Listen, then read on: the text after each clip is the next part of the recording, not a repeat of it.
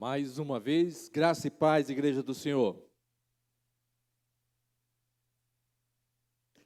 Como bem foi falado aqui, nós, esse mês de janeiro, tratamos de um tema de suma importância, que é viver na prática do perdão.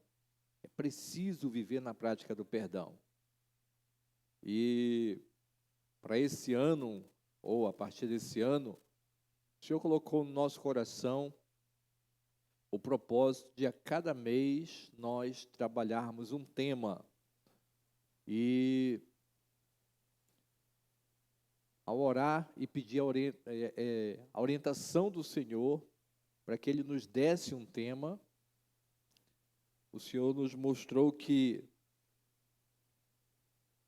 não podemos começar o ano carregando dívidas do passado. Nós temos que praticar o perdão para nos libertar e assim seguir livremente. Entendemos que somente assim nós teremos a alegria do nosso coração. O primeiro passo para a felicidade da nossa vida é exatamente praticar o perdão. Próximo tema que será trabalhado a partir do domingo que vem, a partir do mês de fevereiro agora, será de ir em busca de paz através da misericórdia do Senhor. É um tema que está sendo trabalhado na Convenção Batista Brasileira, é o tema da Convenção Batista Brasileira. Esse é o tema que nós vamos trabalhar no mês que vem. Buscar a paz através da misericórdia do Senhor. Estou falando aqui já resumidamente.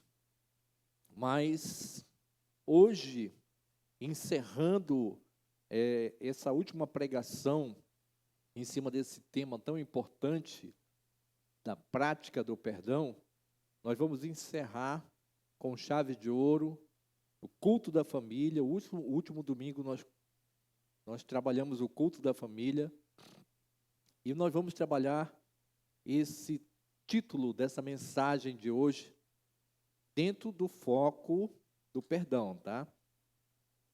3 conselhos para se ter uma família inabalável. Eu creio que muitos aqui que vão passar por casamentos, tá? Vão passar ainda pelo casamento, anseiam constituir famílias inabaláveis. Famílias que resistem ao tempo e que resistem às investidas do inimigo. Eu creio que também aqui, no nosso meio, existam pessoas que já estão no curso do casamento, que anseiam por terem famílias inabaláveis. Talvez estejam sofrendo as investidas do inimigo, estão sofrendo abalos e estão aí pedindo a misericórdia do Senhor para que o mal maior não aconteça. Como eu sei também, e muitas pessoas estão aqui, que talvez hoje são vítimas e tiveram suas famílias abaladas, esfaceladas.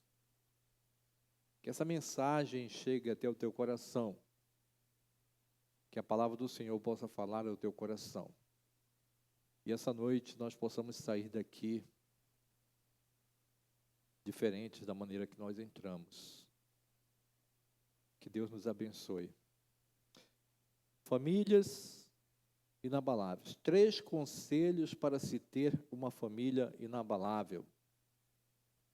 Nós vamos pautar a nossa mensagem em João capítulo 8, versículo 1 a 11. Eu queria que você abrisse sua Bíblia.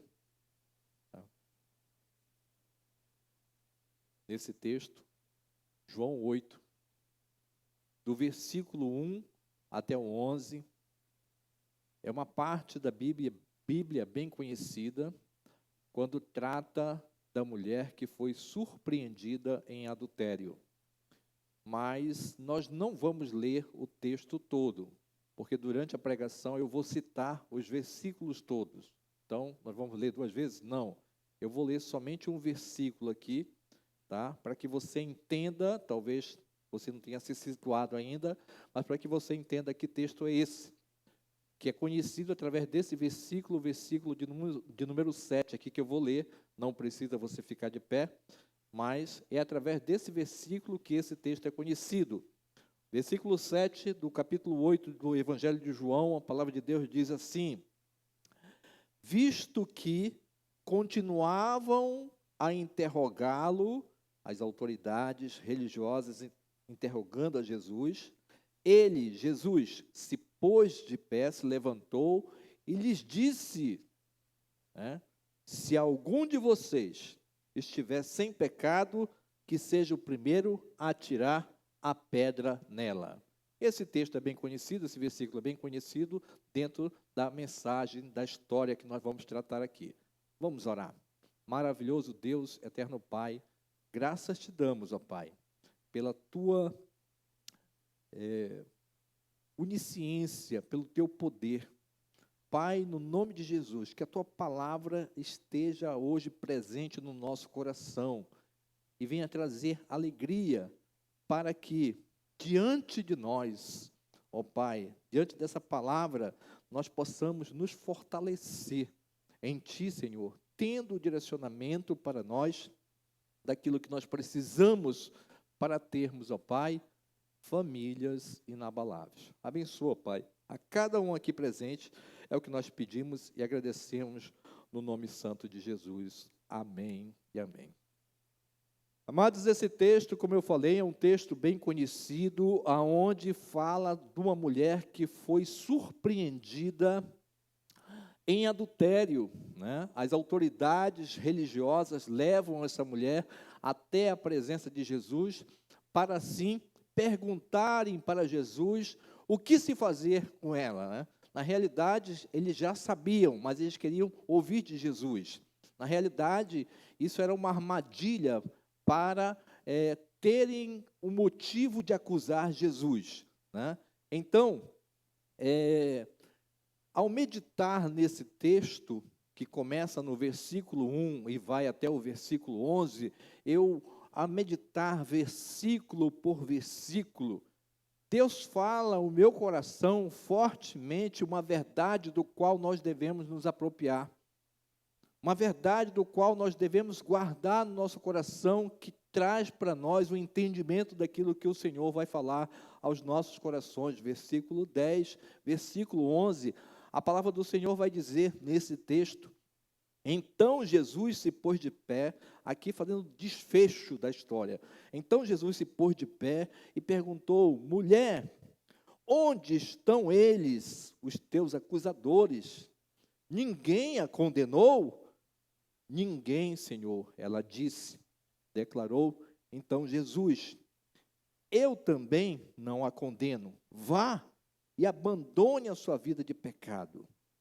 Essas foram as palavras de Jesus, e nessas palavras, nesses 2 versículos, versículo 10 e versículo 11, eu encontro a verdade do qual nós devemos nos pautar aqui essa noite. É a verdade da qual nós devemos entender esse texto aqui, que é onde vão surgir os conselhos do qual nós vamos ouvir aqui essa noite, os conselhos que nós precisamos para ter uma família inabalável. Eu entendo que, diante da nossa fraqueza, limitação, é Jesus Cristo quem nos direciona para que nós tenhamos famílias inabaláveis. Tá? Ao tentar entender esses 2 versículos, é exatamente isso que eu entendo. Que diante da nossa fraqueza e limitação como seres humanos, é Jesus quem nos direciona para que nós tenhamos famílias inabaláveis. Entenda isso. Então, diante dessa verdade, dessas verdades que nós falamos aqui, né, o que é que nós precisamos entender para ter os 3 conselhos e assim ter o direcionamento para que nós tenhamos famílias inabaláveis? Primeiro, nós precisamos entender o texto, tá certo? Nós precisamos entender o texto para que a gente não fique perdido, certo? Perceba que, apesar do texto tratar de uma mulher que foi surpreendida em adultério, temos que focar no pano de fundo desse texto aqui, que é exatamente a questão das autoridades religiosas terem um motivo ou terem algo, né, para acusar a Jesus. Por que que isso está acontecendo? Por que essa questão? Preste bem atenção. Ali, as autoridades religiosas, os mestres da lei, os fariseus, os escribas, pegaram essa mulher, foi surpreendida em adultério e levam ela até a presença de Jesus, colocam ela de pé ali e, logicamente, muita gente ali ao redor, né, para ver o que é que seria, qual o desfecho daquela questão, né? Porque, segundo a lei judaica, segundo a lei mosaica, a lei que foi feita por Moisés, quando uma mulher fosse surpreendida em adultério, a pena era de morte, através de apedrejamento. Então, imagine só, né? É mais quem quer ver ali, aquela cena, todo mundo com o celular ali, filmando tal, para ver o desfecho, o sangue escorrer, né? Muita gente ali ao redor. Então, essas pessoas levaram essa mulher até a presença de Jesus, mas a história em si não gira em torno disso. O pano de fundo é que eles queriam ter um motivo para acusar Jesus. Eles queriam ter um motivo para dizer, tu és falso, tu não és o Filho de Deus. Essa que é a questão. Por que o senhor fala isso, pastor? Porque o contexto em si vai falar isso para nós. Se você voltar para o capítulo 7, a partir do versículo 22, a partir do versículo 12, você vai ver só que, a partir daí, começam as pessoas a duvidar sobre quem é Jesus, né? E dentro dessas dúvidas que são levantadas, está a incredulidade e também a religiosidade, que vão impedir exatamente de reconhecer a pessoa de Jesus. Então, os mestres da lei, os fariseus, os escribas que faziam parte dos fariseus ali, né? Eles faziam parte, os escribas faziam parte dos fariseus, né? Eles estavam militando contra Jesus porque eles não criam que Jesus era o Senhor, porque Jesus veio exatamente mostrar o que Deus é realmente através da sua palavra, a interpretação correta da palavra, e não aquilo que eles diziam, as suas interpretações que muitas das vezes pesava para o povo, e eles cobravam do povo, mas não cumpriam, né? Eles diziam, façam, mas eles não faziam. Por isso entendemos, né? Rapaz, quando a gente chama de um outro de fariseu, né? Tu é fariseu, né? Porque tu não cumpre o que tu fala, né?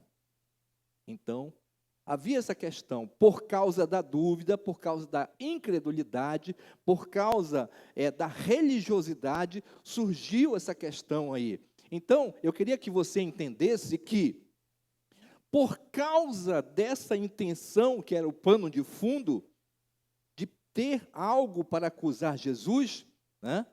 Eles ali desprezavam aquela questão que estava ali em tela, né? Que era aquele adultério, que era um possível apedrejamento que ia sair por conta daquele adultério ali.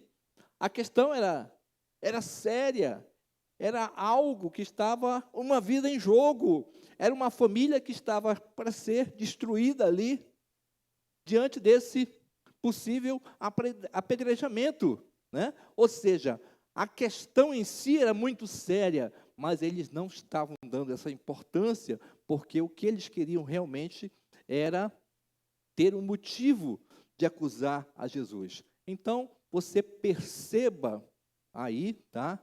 o quanto a incredulidade e o quanto a religiosidade pode passar por cima de questões tão sérias, ao ponto de desprezar a vida, ao ponto de desprezar famílias, ao ponto de desprezar coisas importantes por questões como essas aqui, né? Temos que estar atentos para entender essa questão. Então, devido a esse pano de fundo, que é o foco principal desta mensagem aqui, que fala do adultério, que fala da questão do risco não, da condenação por apedrejamento, né? Mas, como eu falei, o tema central é a questão dessa manobra maliciosa dessas autoridades para terem o que acusar Jesus, tá certo? Então, o foco ele se desenvolve entre os versículos 3 a 9, que nós vamos ler aqui, para que a gente possa começar falando devagar e você possa entender, tá certo? Então, vamos lá. Versículo 3 a 9, a palavra do Senhor diz assim: os mestres da lei e os fariseus trouxeram-lhes uma mulher surpreendida em adultério. Fizeram-na ficar em pé diante de todos e disseram a Jesus: Mestre, esta mulher foi surpreendida em ato de adultério. Na lei, olha só o que estão falando, na lei, Moisés nos ordena apedrejar tais mulheres. E o Senhor, o que diz? Né? O Senhor, o que diz? E eles estavam, versículo 6, eles estavam usando essa pergunta como armadilha, a fim de terem uma base para acusá-lo. Mas Jesus inclinou-se e começou a escrever no chão com o dedo. Versículo 7. Visto que continuavam a interrogá-lo, ele se levantou e lhes disse: se algum de vocês estiver sem pecado, seja o primeiro a tirar a pedra nela. E inclinou-se novamente e continuou escrevendo no chão. Os que ouviram foram saindo, um de cada vez, começando pelos mais velhos. Jesus ficou só, com a mulher em pé diante dele. Somente até aqui. Preste atenção que a pergunta dos mestres da lei e dos fariseus foi bem formulada. Foi uma pergunta bem formulada, pois no entendimento deles, deixaria Jesus sem opção. Jesus tinha que dizer, ou é uma coisa ou outra, apedreja ou então absorve. Era essa a armadilha, porque eles esperavam que Jesus respondesse uma coisa ou outra, né? Ou apedreja ou absorve. Foi uma pergunta bem formulada, mas também temos que entender que era uma pergunta maliciosa, pois eles chegaram já dizendo lá, olha, Moisés, versículo 5, Moisés nos orienta, né, nos ordena que tais mulheres devem ser apedrejadas. Eles já chegam com a lei e já dizendo o que a lei dizia para fazer, né? Olha, a lei nos orienta a isso. Moisés nos disse para apedrejar, nos ordenou apedrejar. E tu, o que dizes? Era uma pegadinha, era uma pergunta maliciosa, né? Às vezes, perguntas maliciosas, do qual nós passamos batidos, mas Jesus conhece o espírito. Jesus sabe da intenção do coração, né? Mas aqui está claro, até para uma criança entendendo que eles estavam cheios de malícia com essa pergunta. Eles já chegam com a resposta e perguntando, qual é a tua opinião? Né? O que é que tu diz a respeito disso? De fato, a Torá, os 5 primeiros livros da Bíblia, eles dizem, né, em Levítico 20:10, Deuteronômio 22, versículo 22, que previa que o adultério fosse punido com a morte por apedrejamento. Só que na prática, preste atenção, tá? No contexto do momento lá, na prática, a pena capital ou a pena de morte só poderia ser aplicada pelos governantes romanos. Só eles poderiam aplicar a pena capital. Tá? Só eles poderiam aplicar isso aqui. Ou seja, nenhum judeu tinha autoridade para condenar alguém com a morte, muito menos mandar executar. Os judeus não tinham essa autoridade. Ou seja, a lei existia, né? Conforme nós vimos aqui, que Moisés instituiu a lei. Levítico, Deuteronômio e tudo mais, né? Moisés instituiu a lei, estava lá, a lei existia, né? Como nós vimos lá. Mas os judeus, as autoridades, não tinham autoridade para condenar, muito menos mandar executar, né? Só as autoridades romanas da época podiam fazer isso aí. Então, no caso, se acontecesse um adultério, né? Se acontecesse um adultério, alguém foi surpreendido em adultério, qual que era a orientação? Olha, existe uma lei, tá certo? Vamos levar para as autoridades romanas. Está aqui, ó, foi pego em adultério, as provas são essas aqui, assim, assim, assim, e as autoridades romanas iam dizer, olha, apedreja, mata, absorve, as provas de vocês não valem, tá, tudo mais. Os governantes romanos podiam fazer isso, somente eles. Então, uma vez que eles levam para Jesus para dizer o que ele deveria fazer, o que ele achava a respeito daquilo lá, né? Aí se entende mais uma vez que havia malícia na questão, né? Porque se Jesus diz apedreja, ele estava indo contra a supremacia romana. Jesus estaria contra o que determinava o entendimento do momento, que eram os romanos que deveriam decidir. Se Jesus dissesse mesmo assim, absorve, Jesus estaria contra a lei judaica, porque estava a lei lá e dizia que era para apedrejar, né? Os romanos podiam absorver sim ou não. Jesus podia absorver? Sim, podia, né? Podia absorver, porque ele poderia perdoar ali e tudo mais. Como aconteceu no caso de José e Maria, quando José soube que Maria estava grávida, para não envergonhá-la, o que ele fez? Ia sair secretamente, abandonar aquele casamento que ia acontecer, porque ela já estava prometida, né? E a partir do momento, na lei judaica, a partir do momento que a pessoa se compromete com a outra para casar, né, ela tem que ser fiel ao seu futuro esposo.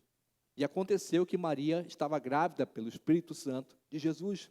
E quando José soube disso, ele não pensou que era do Espírito Santo, lógico, né? Então ele disse, eu vou deixá-la secretamente para que ela não seja, de repente, levada para as autoridades apedrejar. Jesus podia dizer assim, olha, não leva, vamos deixar aqui, vamos perdoar aqui o caso. Eles estavam querendo o caso, né? Eles estavam querendo, na realidade, um motivo para condenar Jesus. Mas nós não podemos perder o foco da mensagem, porque nós estamos aqui falando sobre famílias inabaláveis, né? E esta situação que nós vemos aqui, ela se repete nos dias de hoje. Essa situação, ela se repete nos dias de hoje. É como se alguém hoje cometesse um adultério, né? E a pessoa chega lá com o cônjuge traído e diz assim, olha, tu sabe, né? Tu sabe o que tem que fazer, né? pessoa cometeu adultério e tal, se desfaz dela. E tu? Tu vais fazer o quê? Chega para o cônjuge traído, e aí, tu vai fazer o quê?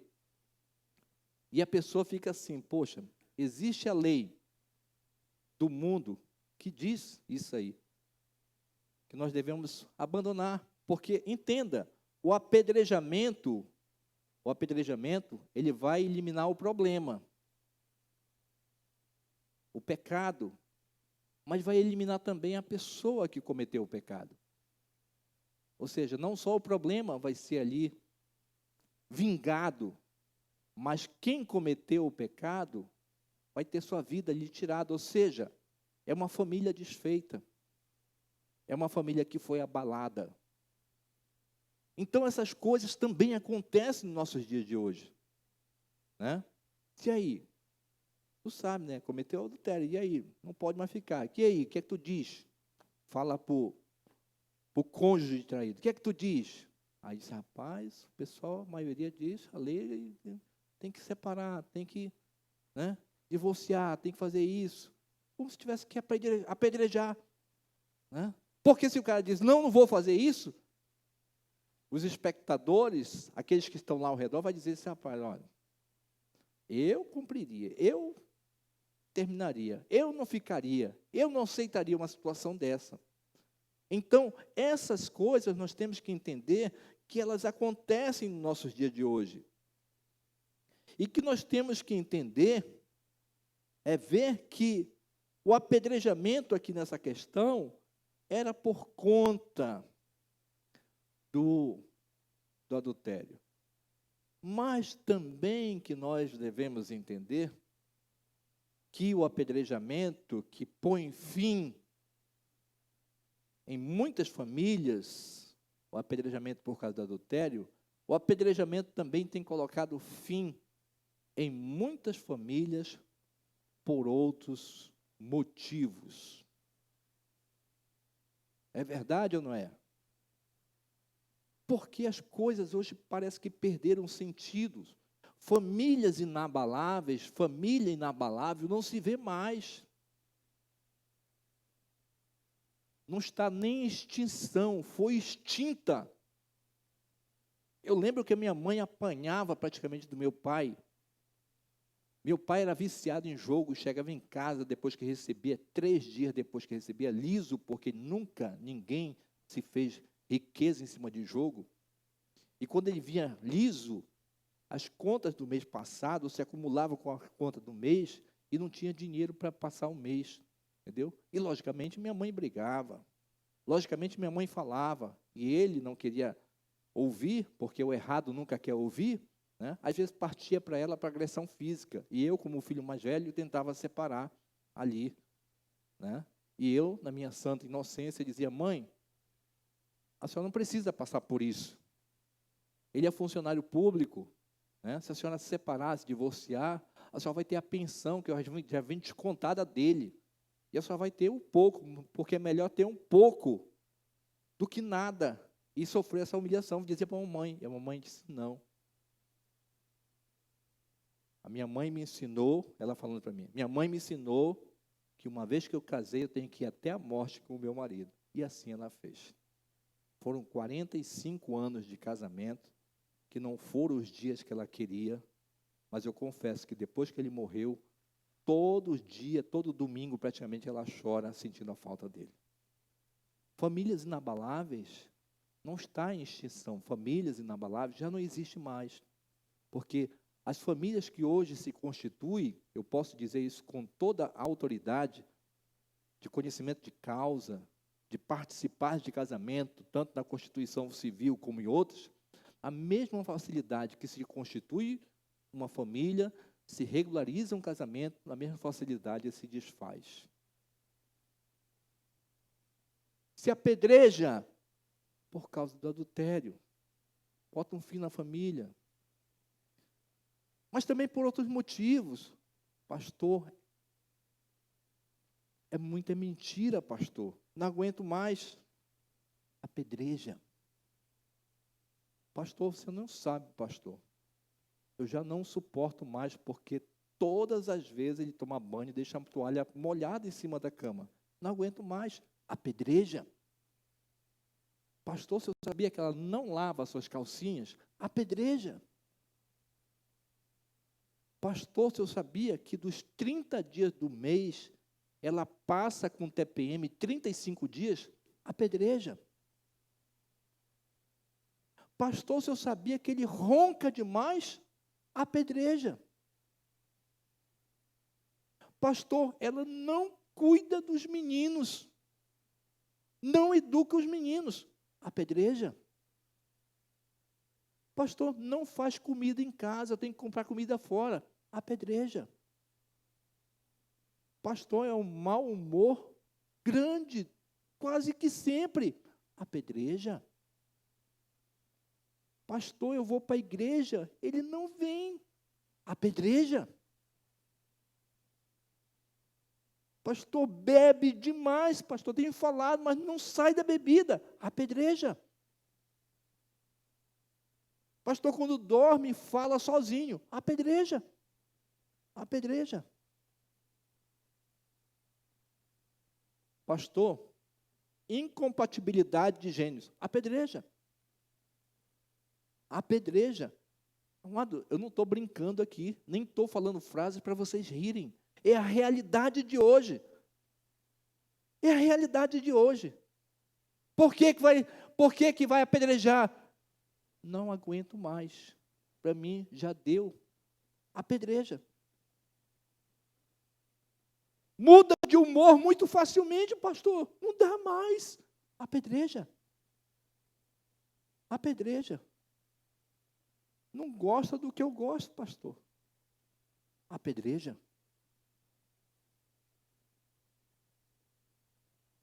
A realidade, amados, que são muitos assuntos fúteis que motivam a pessoa a apedrejar a outra. São muitas as pessoas que hoje sofrem por causa do apedrejamento. São muitas pessoas que sofrem hoje por causa do apedrejamento. São pais divorciados que sofrem por causa do apedrejamento. São mães divorciadas que sofrem por causa do apedrejamento. O que falar dos filhos que sofrem por causa do apedrejamento? O que falar dos familiares que têm que se colocar no lugar daqueles que foram apedrejados, para tentar equilibrar ou se colocar no lugar para tentar equilibrar uma família que foi totalmente abalada, está em risco de se esfacelar, ou já foi esfacelada.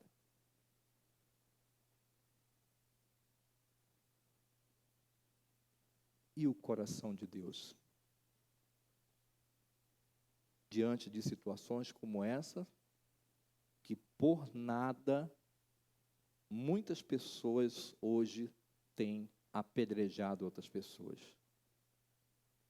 e colocado o fim na família. Apedreja.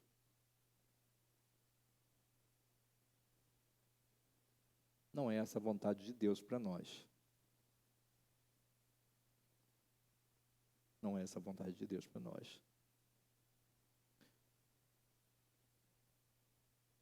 Vamos supor que hoje o adultério seja um motivo grave que leva muitas famílias para o apedrejamento e o fim dessas aí.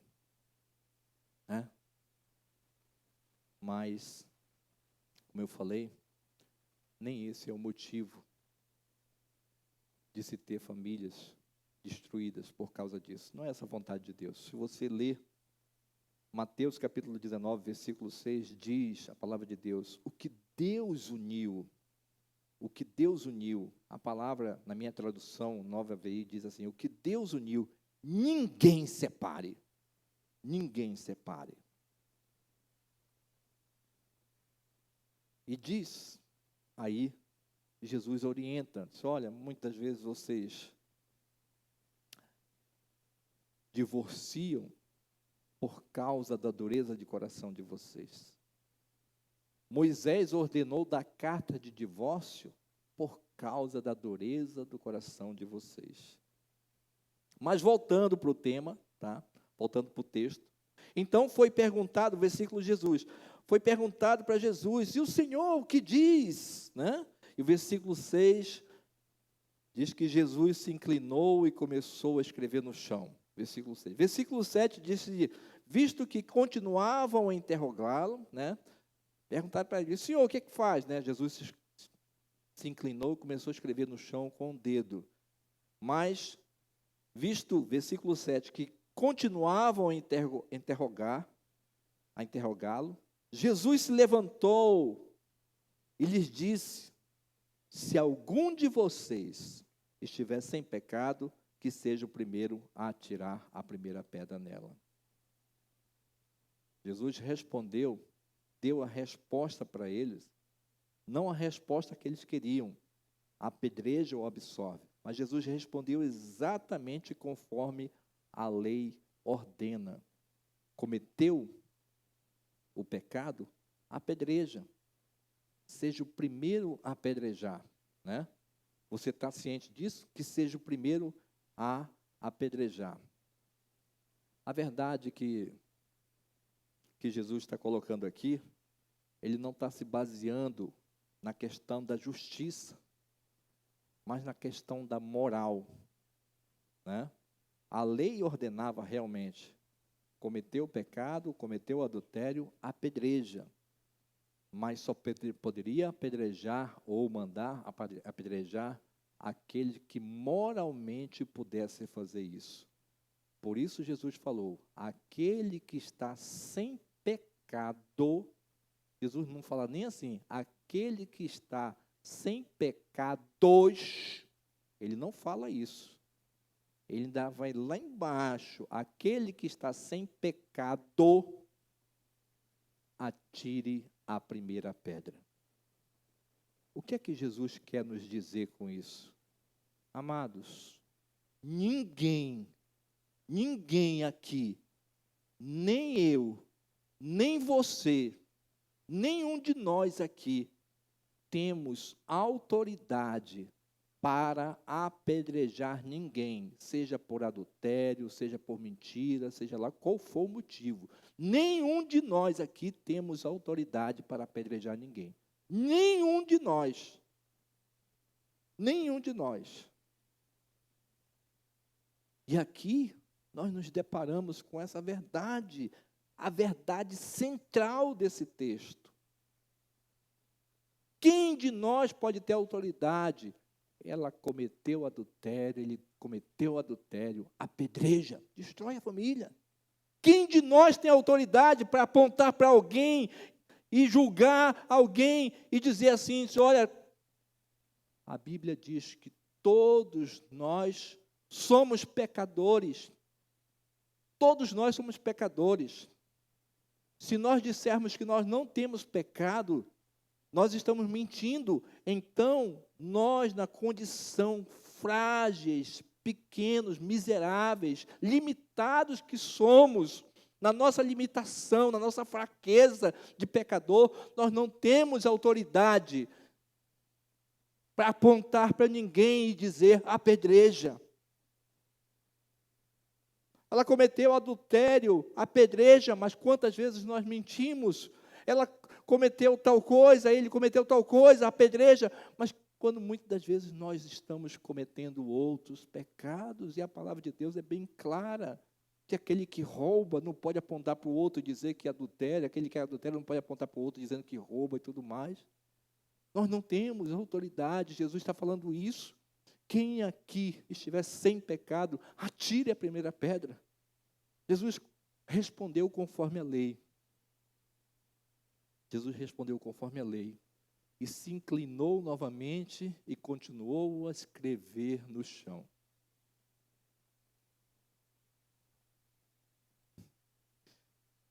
Alguém arrisca me dizer o que é que Jesus escrevia no chão? Quem? O quê? Hã? Apagar o nome dele? Uhum. Pecado. Quem falou pecado? Jesus escrevia pecado. Muitos comentaristas bíblicos dizem, eu também pensava, que Jesus se inclinava, escrevia no chão os pecados, para mostrar para eles, olha, vocês também têm pecado. Mas Jesus não escreveu isso, porque quem aponta pecado é o acusador, é o diabo, e Jesus não ia se colocar nesse lugar, de maneira nenhuma. Jesus, alguns comentaristas dizem que Jesus, possivelmente, ao se inclinar ali no chão, escrever no chão, ele escrevia parte do versículo de Jeremias 17, versículo 13. Quando a palavra do Senhor diz assim, o Senhor, a esperança de Israel, todos os que te abandonarem sofrerão vergonha. Aqueles que se desviarem de ti terão seus nomes escritos no pó. Pois abandonaram o Senhor, a fonte de água viva. Alguns comentaristas bíblicos dizem que talvez Jesus estivesse escrevendo isso aí. Que o nome deles, aqueles que abandonaram o Senhor, que estavam desviados, teriam seus nomes escritos ali no pó. Amados, quando nós não temos autoridades para apontar para ninguém, para dizer apedreja, porque nós estamos também no mesmo patamar de erros, nós temos que pedir misericórdia do Senhor, porque muitas vezes nós podemos estar desviados dele por causa dos nossos pecados. Ninguém tem autoridade para apontar para outra pessoa, para mandar apedrejar. Ali, depois, cada um daqueles homens, do mais velho até o mais novo, foi saindo e ficou somente Jesus e a mulher. Por quê? Porque Jesus não tinha pecado. Jesus não tinha pecado. E aquela mulher estava ali diante de Jesus, trêmula, talvez esperando o pior para a vida dela. Porque depois que a gente comete o pecado, que chegam as consequências, que a gente vai se dar conta do que aconteceu. E aquela mulher, imagina o que ela estava, aquelas pessoas todas ali ao redor, filmando, esperando ali ver o apedrejamento, ver o sangue escorrer, né? Eu imagino, cada um com seus celulares ali, filmando ali, para ver só o momento de acontecer aquilo lá. Mas ficou somente Jesus e aquela mulher, e Jesus olha nos olhos dela, no fundo dos olhos dela, e olha para ela como ninguém tinha olhado, e profere as palavras finais desse texto aqui, que eu quero encerrar, aonde estão contidas os 3 conselhos para que nós possamos ter famílias inabaláveis. Jesus olha nos olhos dessa mulher e diz, a partir do versículo 9, a partir do versículo 10, então Jesus se pôs em pé e perguntou, olhando nos olhos dessa mulher, mulher, onde estão eles? Ninguém a condenou? Ninguém, Senhor, disse ela. E declarou Jesus, eu também não a condeno. Vá e abandone a sua vida de pecado. Vá e abandone a sua vida de pecado. 3 conselhos estão implícitos nesses 2 versículos aqui. Eu quero encerrar aqui, deixando eles para nós. Primeiro conselho, quando Jesus se põe em pé e olha no fundo dos olhos dessa mulher e diz, mulher, cadê os teus acusadores? Ninguém te condenou? Olhando nos olhos dela, ao olhar de misericórdia e compaixão, que aquela mulher viu aquele olhar como nunca ninguém tinha olhado para ela. E ela disse: ninguém me condenou. Aqui está a primeira verdade, o primeiro conselho que nós devemos nos apropriar. Se Jesus não condena, por que nós temos que condenar as pessoas? Se nós queremos ter famílias inabaláveis, nós não devemos condenar ninguém a apedrejamento, por nada.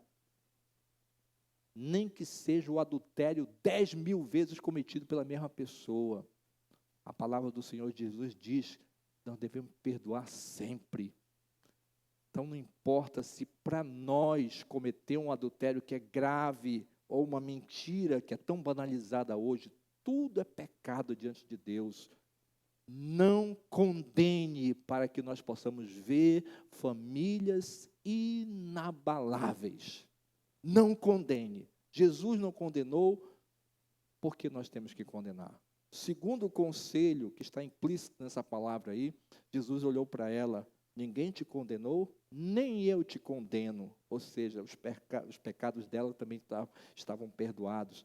E disse para ela: vá e não peques mais.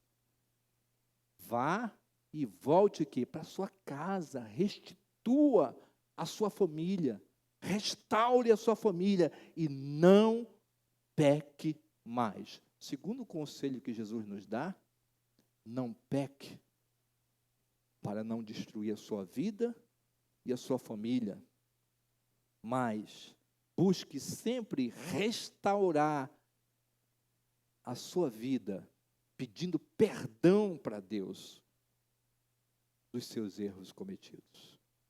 E o terceiro, ele não está no meio desses 2 versículos. Mas para onde foram os acusadores? Se os acusadores não ficaram lá, porque eles foram acusados nas suas consciências, porque perceberam que eles não tinham autoridade para apedrejar, porque também eram pecadores. Como nós não temos autoridade para apedrejar ninguém, porque também nós temos pecados.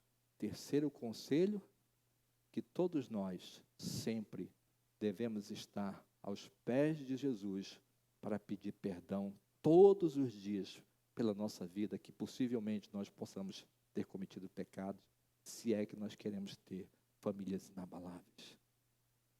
O pecado da mentira é um pecado tão banalizado que nós não damos mais importância, mas que é capaz de destruir uma família.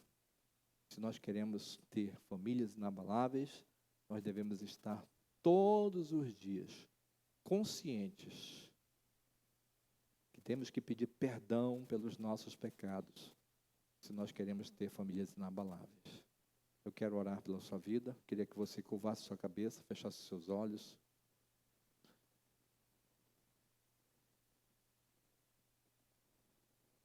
E talvez aqui